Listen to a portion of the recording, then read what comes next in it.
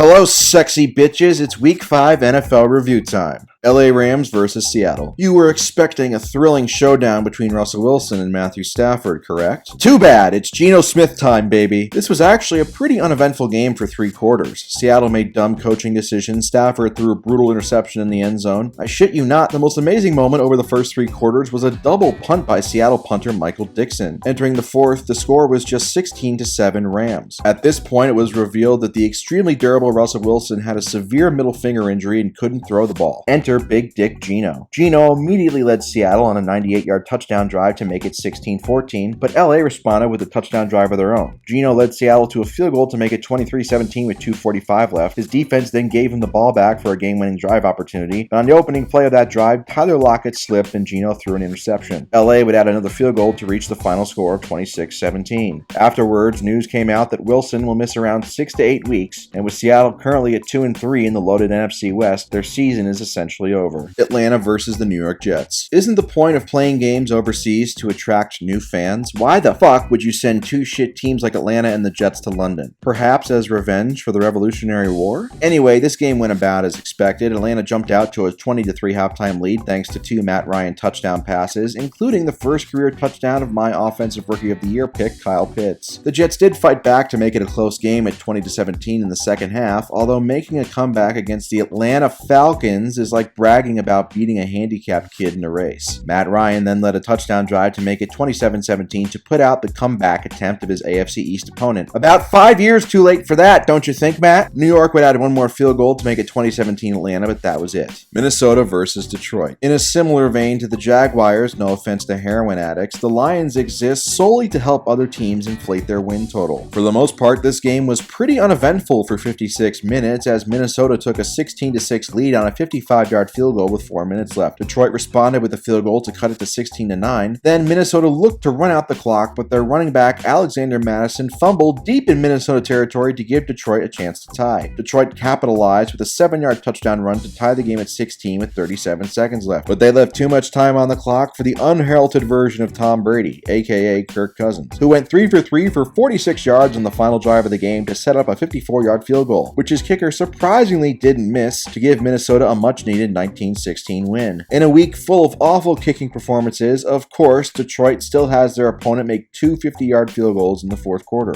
New England versus Houston. Let me tell you something, it would not have been pretty for Bill Belichick if New England had lost this game, and it sure looked like it was heading that way for about 2.5 quarters, as Houston had a 22-9 lead with 3:31 left in the third. Then Belichick told his players they would never see their families again if they lost, and from that moment on, New England didn't give up another point all game. A week after looking like the worst quarterback in NFL history, Davis Mills bounced back to put up 3 touchdowns and a 141.7 passer rating, which is way better than the quarterback who New England played the week before. Unfortunately for Davis, his defense didn't hold New England to just 17 points. Mac Jones continued to be hot and cold, mostly throwing short passes, but he came through in the clutch with a fourth quarter touchdown pass to tie the game, and then led a game-winning drive to set up a field goal with 21 seconds left to give New England a 25-22 win. New England is 2-3, but they would be 3-2 if not for a Damian Harris fumble versus Miami, and maybe even 4-1 if Nick Folk's 56-yard field goal was good versus Tampa. That's how thin the margin for error is in the NFL, unless you have Tom Brady's luck, of course. Pittsburgh versus Denver. Oh yeah, Big Ben haters, how do you like that? After everybody was writing off this beautiful, barrel-chested, prolific respecter of women, he goes out against an elite defense in Denver and tears them up for over 10 yards per attempt, 2 touchdowns, and 0 picks. This game looked like it was going to be a blowout after Pittsburgh took a 24-6 lead late in the third off of a Big Ben touchdown pass, but Denver fought back with 2 Teddy Bridgewater touchdowns to cut it to 24-19 with 6 minutes left. But Big Ben heroically led his team on a 49-yard field goal drive to give Pittsburgh an 8-point lead with 2:33 left. Denver would drive the ball to Pittsburgh's 3-yard line, but the game ended on a Bridgewater interception on 4th down. Tennessee versus Jacksonville. Is there even a point in me reviewing Jaguars games? They've lost 20 straight games and they're within striking distance of breaking Tampa Bay's all-time record. We also don't learn anything about their opponents since it's essentially a bye week for them. them. Case in point, Tennessee coasted to an easy 37-19 win, but doesn't even matter. Tennessee needed to win and they did. Did we learn anything about them? Has anybody's opinion changed about their title chances? Derrick Henry is great. Yes, we know. Same old story. In all honesty, Jacksonville's biggest win this week was that their head coach is no longer the most hated head coach in the league. I guess you gotta take the small victories when they happen because there sure as fuck aren't gonna be many on the field. Chicago versus Las Vegas. Let's talk about the game that happened first. It was pretty boring and resulted in a 20-9 Chicago win. There were no real standout performers on either side or memorable plays offensively. Justin Fields wasn't that good, but Derek Carr was even worse, so it didn't matter. Chicago improved to 3-2 despite scaring absolutely nobody, while Las Vegas fell to 3-2. Now let's get to the big story. I've said over and over again to never trust the Raiders, but even I couldn't expect what has happened in such a short amount of time. John Gruden quickly took over Urban Meyer's place as the biggest jackass head coach, resigning on Monday night thanks to several emails from a decade ago being unearthed where he wrote disparaging remarks about many different groups of people. Now Las Vegas has an interim coach for the rest of the season and will almost certainly miss the playoffs for the 18th time in the last 19 years. I'll say it one more time. Never trust the Raiders. Los Angeles Chargers versus Cleveland. The game of the weekend. Non-stop excitement and heart-pounding action, just like my divorce hearings. Cleveland took a 27-13 lead early in the third after a 52-yard touchdown run by Nick Chubb. Then it got really good. Herbert ran for a touchdown, then he threw a 42-yard touchdown to take a 28-27 lead early in the fourth. Cleveland responded with a 72-yard touchdown pass and two-point conversion to take a 35-28 lead. LA scored another touchdown to tie it at 35 before Cleveland scored again to go up 42-35. LA scored another touchdown in response, but they missed the extra point, so it was a 42-41 Cleveland lead with 3:15 left. Finally, LA's defense got a stop, and LA responded with yet another touchdown with a minute 31 left when Cleveland's defenders literally carried Austin Eckler into the end zone so they could get the ball back down 47-42. Cleveland's Hail Mary wasn't answered, so LA ended up winning. Ironically, this was the third time Baker Mayfield has lost a game where his team scored 42 or more points. That's more than any other quarterback in NFL history, and he's only started 52 games. New Orleans versus Washington. The exciting version of Winston finally appeared in this game to the tune of 4 touchdowns and just 1 interception, and New Orleans needed every bit of it in order to hang on against a feisty Washington team. The game really turned on Winston's Hail Mary touchdown at the end of the first half to give New Orleans a 20-13 halftime lead. After another Winston touchdown pass, New Orleans took a 27-16 lead in the fourth quarter. Washington responded with a touchdown run to make it 27-22 with 7:51 left, but Winston slammed the door shut on a comeback with his 4th touchdown pass to make it 33-22 with 3:15 left. Washington turned the ball over on downs on their next drive, and that was that. Washington's defense continues to be the most disappointing unit in football this year by a pretty big distance. Philadelphia versus Carolina. That's right, baby. A 14-3 season in Philly is still alive after this historic and amazing win over the previously 3-1 Carolina Panthers. I'll admit it got a little touch and go there late in the first half when Carolina took a 15-3 lead, but as I've always said, I 100% believe in Jalen Hurts, and he proved me right once again by leading a comeback, scoring 2 rushing touchdowns, including the go-ahead touchdown and 2-point conversion with 2:38 left in the game to reach the 21-18 final score. Folks, I'm afraid to say that Sam Darnold still stinks. No offense to Indian food. That 3-0 start against bad opponents might have fooled some people, but not me. All joking aside, this was an ugly-ass game, and both quarterbacks really played like crap. Hurts was just less crappy when it mattered most in the second half. The 2 QBs combined for 1 touchdown pass and 4 interceptions. Tom Brady can win with a stat line like that, but normal quarterbacks can't. Green Bay versus Cincinnati. There is nothing I hate more in sports besides Tom Brady than ties. But if there was any example of a game where neither team deserved to win, it was this one. Green Bay's offense started out looking like shit before rebounding to take a 16-7 lead late in the first half. But it wouldn't be a Packers game without their defense giving up an inexcusable 70-yard touchdown pass before halftime to make it 16-14. Green Bay's defense would stiffen up, no offense to Viagra users, in the second half, while the offense added multiple field goals to take a 22-14 lead. Cincinnati responded with an 8-point drive to tie the game at 22 with 3:27 left. Then this game turned into a clown show. Green Bay missed a go-ahead 36-yard field goal with 2:14 left. Cincinnati responded by missing a 57-yard field goal with 26 seconds left. Green Bay then missed a 51-yard field goal as time expired. Well, I mean, surely this wouldn't continue into overtime, of course. Well, buddy. Burrow threw a brutal interception to set up Green Bay in field goal range, but Crosby missed a 40-yard field goal. Cincinnati then responded with a missed 49-yard field goal in which their kicker thought he actually made it. The game finally, mercifully ended when Crosby made a 49-yard field goal to give Green Bay a 25-22 win, late in overtime. I need a goddamn cigarette. Arizona versus San Francisco. Good lord, what a fucking forgettable game this was. Perhaps San Fran was caught off guard without their handsome god Jimmy Garoppolo under center, but Trey Lance looked pretty bad. San Fran's defense was incredible though, shutting down a high-flying Arizona offense and holding them to just 17 points in a 17-10 win. Lance, at this very early stage of his career, seems to be an all-or-nothing quarterback. San Fran actually did a pretty good job moving the chains, but the key play of this game was when Arizona stopped Lance at the 1-yard line in the second quarter to prevent a touchdown and to turn the ball over on down. Arizona's defense also stiffened up, that's what she said, to stop 2 San Fran drives while hanging on to a 10-7 lead in the fourth quarter. Kyle Shanahan is now 7-28 all-time without Jimmy G at quarterback. That's Adam Gase level bad. I personally volunteered to massage Jimmy G's calf to help it heal faster. Please let me do it. Dallas versus the Giants. The biggest takeaway from this game is that basically every major New York Giants player died. Saquon got hurt again, shocker. Then Daniel Jones got a concussion while trying to run for a touchdown. In Jones's place was Mike Glennon, who really stuck his neck out there to try to win. Alas, it was all for naught as Dallas put up 44 points and over 500 yards of offense. Dak threw for 300 yards and 3 touchdowns, while Dallas's running backs put up over 200 yards on the ground. It was basically a perfect day offensively for Dallas, who would be 5-0 right now if the referees had enough balls to call a blatant offensive pass interference on Chris Godwin in Week 1. Don't worry though, they'll still lose before the NFC Championship game. The only bright spot for the Giants was first-round pick Kadarius Toney, who exploded for 189 yards. Imagine being a Giants fan. Since 2017, no team has lost more games than you, all of your key players are hurt, your coaching sucks, your GM sucks, and there's no hope for the future. As an Eagles fan, I love it. Tampa Bay versus Miami. This game went exactly as I thought it would. Fresh off of yet another terrible performance where his defense carried him to a win, Tom Brady put up 400 yards and threw 5 touchdown passes in a 45-17 win. Once again, his stat line was miles ahead of his actual quality of play. Seriously, how many of these throws are impressive to you? 1, maybe 2? I'm fucking tired of this. He was just 2 of 8 on throws over 20 yards. If you make Brady make tough throws downfield, he is terribly average. But the issue is teams don't make him do this. They just let him do his dink and dunk bullshit all game. Does this make Brady bad? No. But an NFL quarterback making basic throws and reads is not impressive. It's almost as if all other 31 teams have made a secret pact to let Brady just do whatever the fuck he wants. Every game Brady is involved in should be called "Watch Tom Brady's receivers get wide open for easy throws for 3 hours." Kirk Cousins can make all these throws for God's sake. Buffalo versus Kansas City. That was the worst game I've ever seen Patrick Mahomes play. He missed wide open throws all game, he had multiple turnovers, etc. If he had Tom Brady's defenses, he could get away with it, but unfortunately for Pat, he has the worst defense in the league. Kansas City gave up 24 points on 4 drives in the first half, while their offense remained inconsistent all game long. Josh Allen threw for 3 touchdowns and ran for a 4th, leading Buffalo to a blowout 38-20 win. Kansas City is now 2-3, and their problems are real. While their losses to Baltimore and the Chargers could be written off due to untimely turnovers, this was just a complete ass-kicking. I still have no doubt KC will be in the fold at the end of the year thanks to their quarterback, but this defense is so terrible it will prevent them from winning it all. As for Buffalo, this team should be now considered the favorite to win the AFC until further notice, as they have an elite quarterback and elite defense, which of course means they're in perfect position to end up losing the Super Bowl to Tom Brady thanks to some dumb bullshit. Hooray.